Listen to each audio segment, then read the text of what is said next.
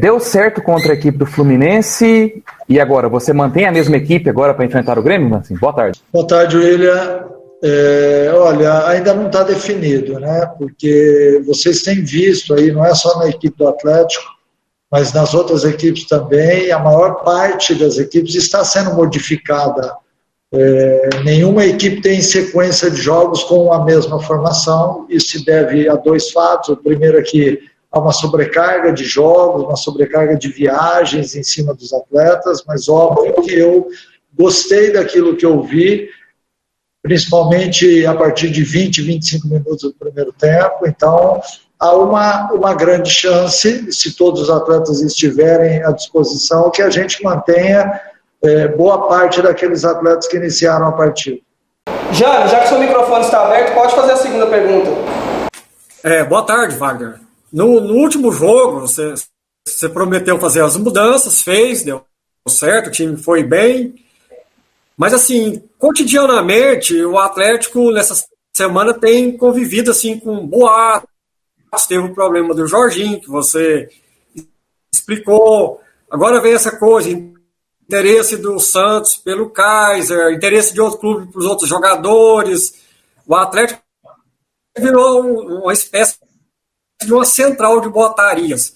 Como é que você está fazendo para blindar o elenco dessa situação de interesse, de boatos, para que o time chegue focado, centrado no jogo com o Grêmio? E segundo, esse jogo com o Grêmio para você seria um divisor de água? Se o time ganhar, é o momento para uma arrancada, vamos dizer?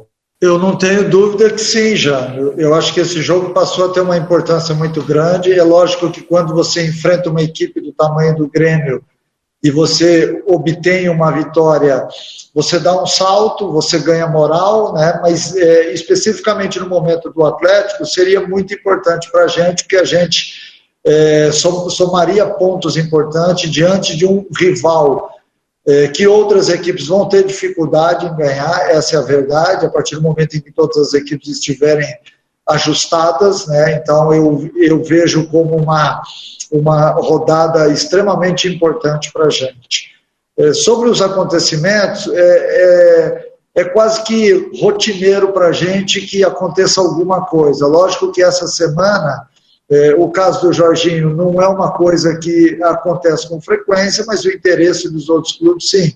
Assim como o Atlético também está de olho no mercado, essas equipes que têm um poder aquisitivo maior estão de olho nos nossos jogadores, a gente sabe disso. Por isso que há uma confiança muito grande que não desfalquem a nossa equipe, porque o Watson sabe muito bem fazer os contratos e ele tem uma administração jurídica muito interessante em cima disso, porque senão a gente teria uma série de problemas em sequência, né? É difícil quando você tem um elenco reduzido e você vê que o mercado está atrás dos seus atletas, e isso tem dois pontos, né? O primeiro é que os atletas estão valorizados, e o segundo, óbvio que valorizados, porque também o mercado não oferece aquilo que todo mundo gostaria de ter. E num segundo momento, é porque todo mundo está vendo que o Atlético tem feito bons jogos, né? Embora a gente não tenha tido resultado em algumas dessas partidas, até em sequência, mas o Atlético apresentou um jogo que chamou atenção em todas as partidas, talvez com exceção do jogo do São José lá. O jogo diante do Goiás, a maior parte do tempo ele foi superior. O jogo do Inter de Porto Alegre também, boa parte do jogo ele esteve muito bem. O jogo do Ceará e do Sport também. Então isso acaba fazendo com que o mercado observe. Eu sinceramente espero que ninguém saia e que outros atletas cheguem, porque é importante numa temporada diferente. Agora, de que forma que a gente lida com o elenco com isso? Eu tenho que, ao mesmo tempo que eu tenho que blindar os jogadores e fazer com que eles emocionalmente não caiam, né, de rendimento, eu também não posso esconder tudo do atleta, eu tenho que jogar limpo. Então essa é a minha linha de trabalho, eu jogo limpo com o atleta, todos os assuntos que são referentes ao grupo de jogadores ou ao clube, eu converso com os atletas, eu deixo todo mundo a par do que está acontecendo, porque é muito importante que o envolvimento do atleta e o comprometimento dele seja não só quando ele entra em campo, mas diariamente ele precisa viver o clube, ele precisa saber onde ele está, ele tem que conhecer a empresa onde ele trabalha para que as coisas possam andar de forma satisfatória. Pode fazer, Natália. Então vamos lá, Wagner, boa tarde. Queria focar principalmente do adversário, né, deste domingo. O Grêmio vem de uma derrota em casa para o Sport, que estava na zona de rebaixamento. Teve um desempenho bastante criticado pela crítica lá de Porto Alegre. Como é que você vê esse adversário de domingo? Fica ainda mais complicado para o Atlético esse jogo, diante desse tropeço do Grêmio jogando em casa? Natália, eu diria que algumas pessoas vão enxergar o Grêmio como tendo que reagir, e isso vai fazer com que você talvez desperte o melhor momento que eles têm, e outras pessoas vão enxergar de uma forma diferente, né? O Grêmio, na verdade, vem de 2 derrotas, porque ele perdeu o último jogo da final do Gauchão e perdeu do Sport ontem, né? Um jogo que todos nós assistimos. Realmente o Grêmio pode jogar mais do que ele jogou, e ele deve jogar mais, né? Então nós não podemos nos basearmos no que nós vimos ontem diante do Sport, nem o que nós vimos diante do Caxias. Eu acho importante que a gente espere, e eu já pedi para que a nossa análise de desempenho foque nas melhores partidas do Grêmio, porque senão você acaba passando uma informação que pode não ser a verdadeira aos atletas, né? E por exemplo, eu ter a baixa da concentração dentro da partida, o que não é de forma alguma o que a gente espera. Eu espero ver um Atlético realmente focado, da forma como entrou nos melhores momentos nossos no campeonato, e para isso a gente vai ter realmente que mostrar o que é o Grêmio, né? O Grêmio pode viver uma oscilação no campeonato, mas é uma equipe recheada de bons jogadores e com certeza vai ser um jogo duríssimo. O que eu espero, sinceramente, é que o Atlético, entendendo isso daí, coloque a velocidade que nós temos que colocar. A partir do momento em que o Atlético tem um jogo burocrático, um jogo lento, de toques para os lados, de toques para trás, começa a minha irritação. E por quê? Porque eu sei que a equipe adversária vai se aproveitar disso, da mesma maneira como nós temos que aproveitar essa instabilidade que gerou no Grêmio nesses 2 últimos jogos, tentando jogar com o máximo de velocidade possível. Juliano Moreira. Mancini, quanto passa pelo comandante técnico, por exemplo, saber administrar toda essa situação, saber pacificar tudo isso? Ainda há pouco, na penúltima resposta, o senhor colocou o seguinte: eu costumo jogar tudo aberto para o grupo. E aí eu vou inserir no contexto essa situação do Jorginho. O quanto passa para o treinador, para o comandante técnico Wagner Mancini, saber pacificar esse momento para não perder peças importantes? Saber administrar tudo isso, Mancini. Boa tarde. Boa tarde, Juliano. Eu acho que passa de uma forma integral aquilo que me diz respeito e que diz respeito aos atletas. O caso do Jorginho é um caso que extrapolou a parte desportiva. Ele também entrou na parte administrativa do clube. Ele passou a ser um problema para a diretoria resolver. Da minha parte, eu tenho pouco a te dizer, porque eu volto a falar aquilo que eu disse após a partida do Fluminense. O atleta não conversou comigo, ele passou por mim, não conversou comigo, então eu não sei o que ele está pensando, não sei o porquê de tudo. Eu tive informações de outras pessoas, e não é a mesma coisa do que você olhar nos olhos da pessoa e falar aquilo que está sentindo. Então eu, sinceramente, tenho pouco a dizer sobre isso. Sobre a repercussão no elenco, aí sim eu sentei com os atletas e conversei com os atletas. De que forma que é a minha forma de trabalhar? É olho no olho, é falando a verdade, não tem como a gente fazer diferente, porque nós estamos aqui num grupo de 28, 29 jogadores, todos homens, casados, pais de família ou filhos que têm noivas e namorados, enfim, mas todo mundo responsável. Então, a partir do momento em que acontece qualquer desgaste desse no clube, eu sento com os atletas e coloco os atletas a par da verdade. Aí é que a condução ela se torna mais leve. Eu não posso, de maneira alguma, omitir qualquer informação ou falar alguma coisa que o atleta não entende ou que ele possa me cobrar amanhã. Eu também fui atleta e a gente confia em quem tem a palavra. Essa é uma norma dos elencos de todos os jogadores do Brasil e do mundo. Você, para ir até o atleta e contar uma história que não seja verdadeira, você não vai ter mais o respeito de qualquer jogador. Então, por isso é que a minha norma é essa. Né? A partir do momento que você fala a verdade, você pode até arrumar algumas inimizades na vida. Mas, com certeza, em 90%, 95% das vezes em que isso acontecer, você vai ter êxito naquilo que você se propõe a fazer. André Isaac. Wagner Mancini, da TV, ainda sobre o Jorginho. Você espera contar com ele, que essa situação seja resolvida? Qual é o pé da situação que a diretoria veio te passando sobre isso? E como é que vai ser aí no trabalho de hoje, no trabalho de amanhã, no trabalho com o Jorginho? Ele treina normalmente com vocês? Não treina? Como é que fica isso? André, vamos lá, eu vou tentar ser o mais breve possível explicando a situação. A partir do momento em que o atleta se recusou a subir no ônibus para ir para o jogo do Fluminense, comigo ele não treina mais. Essa informação já foi passada ao ato, a não ser que ele venha até aqui e se explique, porque até agora o que aconteceu todo mundo sabe mais do que eu, porque eu não tive nenhuma conversa com o jogador. A partir do momento em que o jogador se explicar, é óbvio que ele pode voltar a treinar. Enquanto ele não fizer isso, enquanto ele não vier até o grupo e explicar os motivos dele e todo mundo entender, porque não é só com o Mancini, ele desrespeitou todos os seus colegas de trabalho, todos os funcionários do Atlético, toda a coletividade do Atlético. Então nós temos que entender dessa forma.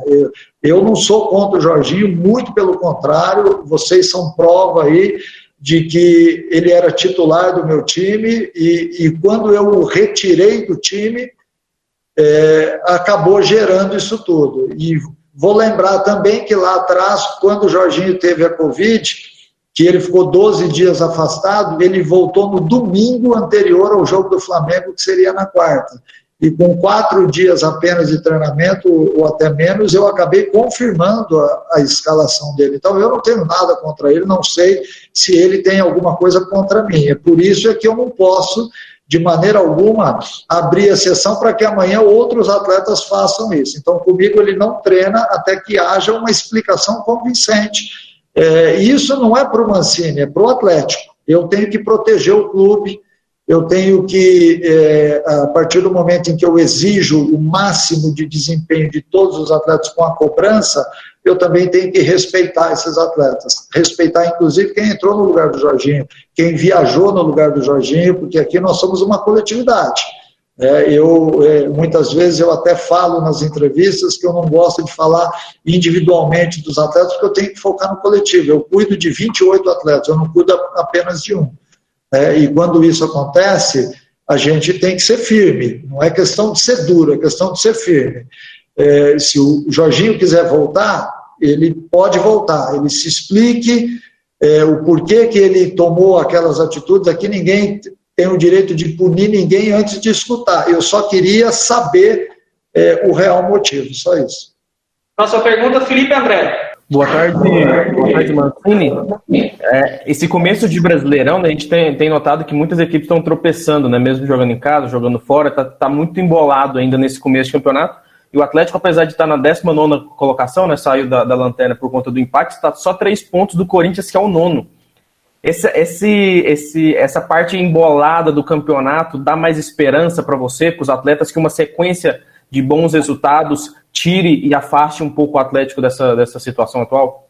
Não tenha dúvida, Felipe, que sim, né? Nós sabemos que uma sequência de vitórias te leva lá para cima na tabela, né? Que é o desejo de todos nós. O Campeonato Brasileiro, ele tem sido nos últimos anos muito equilibrado, com exceção de alguns times que acabam disparando, mas a grande massa ali, 10, 12, 14 times, quase que andam junto no campeonato. E isso torna realmente muito equilibrado. Se nós pararmos para analisar 2015, 2016, 2017, 2018, 2019, você só teve mesmo a definição dos blocos a partir do momento em que vira o turno. Até virar o turno, ainda até 5, 6 rodadas do segundo turno, porque tem algumas equipes que se reforçam naquela última janela e conseguem ter um desempenho melhor.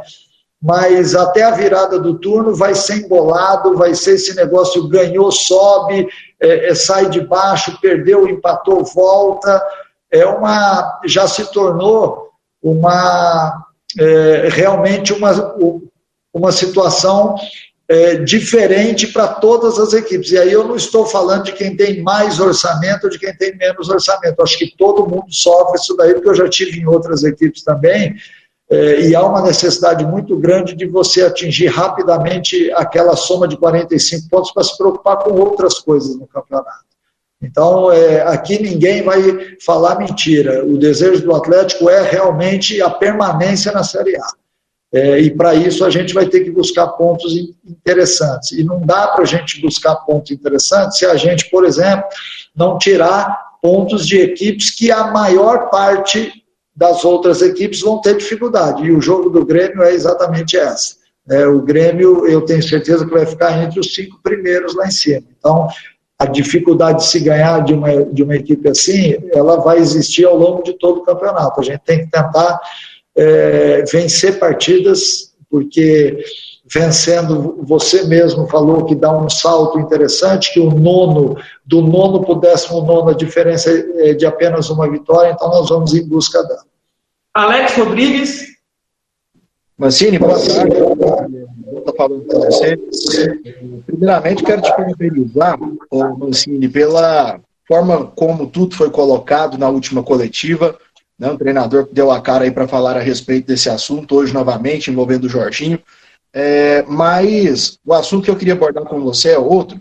Você que já trabalhou com gestão de futebol também, dentro do futebol, acredito que já tenha passado por todas as funções quase, né? Então, o Atlético do ano passado, ele trabalhou muito para tentar manter um elenco, manter uma base para essa temporada, uma situação que o Adson em outros anos tentou, acabou não conseguindo, teve muitas dificuldades. E coincidência ou não, acredito que até seja, no último jogo, por exemplo, apenas um desses remanescentes começou o jogo, que foi o Nicolas. Nesse momento, esse pessoal remanescente da temporada passada é o que tem mais te decepcionado no Atlético? Alex, não, eu não chamaria de decepção, porque decepção, ela é uma palavra muito forte, ela denota uma coisa que acaba chocando as pessoas, né? O que eu estou tentando fazer, e eu disse isso em uma das outras perguntas aqui no início, que assim como as outras equipes, eu estou tentando rodar os atletas e entender de que forma a gente pode ser mais competitivo. Eu segurei por 5 ou 6 jogos aquela equipe que eu encontrei no Atlético, né? Com exceção do Matheus, que já havia saído, mas que estrearia no campeonato, assim como o Júnior Brandão. Eles só não estrearam em função da Covid, então o Matheus, ele estava nessa equipe também, e aí, de repente, o desempenho caiu, né? Eu até falei aqui também, e vou reiterar, que o Atlético fez bons momentos em todas as partidas, né?